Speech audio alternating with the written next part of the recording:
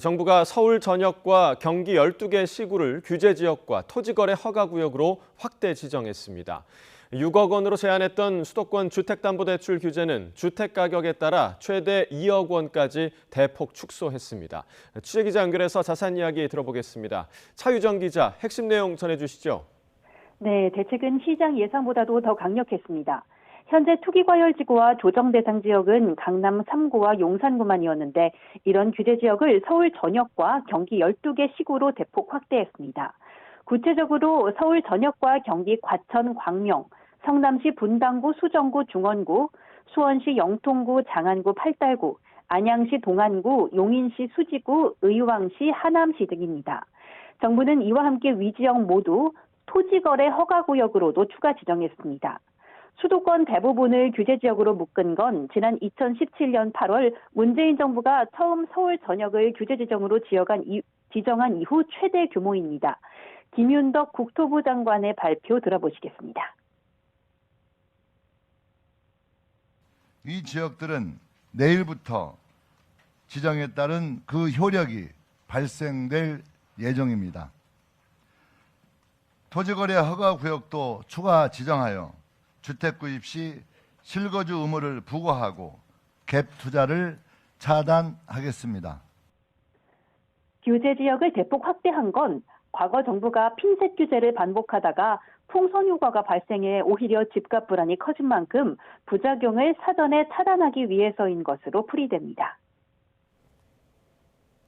네, 이렇게 규제 지역으로 지정이 되면 대출을 받기 어려운 것으로 알고 있는데 구체적으로 어떤 제약이 생기는 겁니까?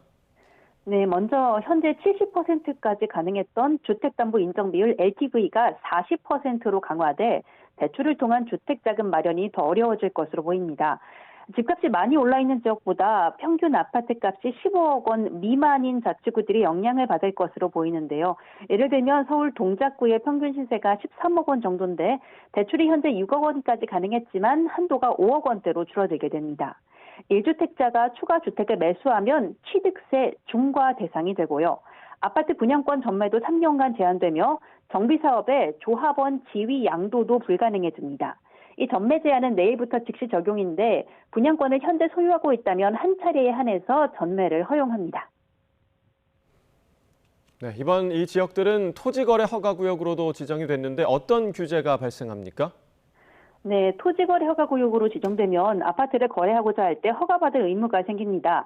지정 효력이 오는 20일부터인데 그러니까 20일 전에 계약 체결하면 허가받을 의무가 없는데 20일 이후에는 관할 관청의 허가를 받아야 합니다.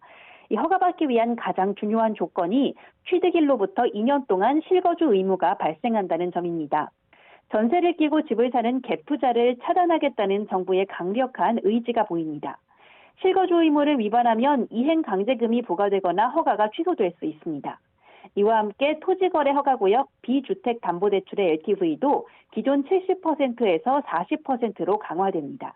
쉽게 말해 주택을 제외한 상가 오피스텔 등을 담보로 한 대출 한도가 대폭 줄어든다는 뜻입니다. 네, 그리고 수도권에서 집을 살 때 대출 받기도 더 어려워진다고요? 네, 맞습니다. 지금 수도권 대출 한도가 6억 원까지 나오는데 이 고가주택의 경우 대출 한도를 더 낮추기로 했습니다.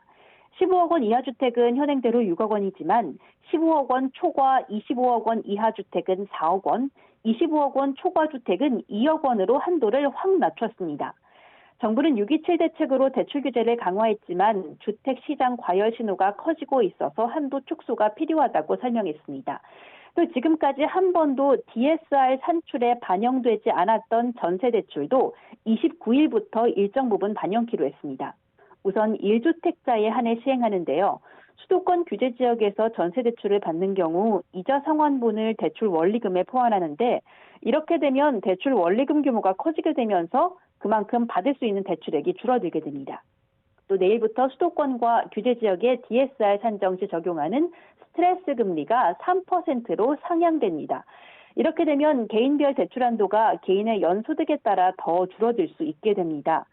관심이었던 부동산 세제 관련해선 정부가 구체적인 개편 방식이나 시기를 언급하지는 않았지만 보유세도 강화할 수 있다는 뜻을 내비쳤습니다.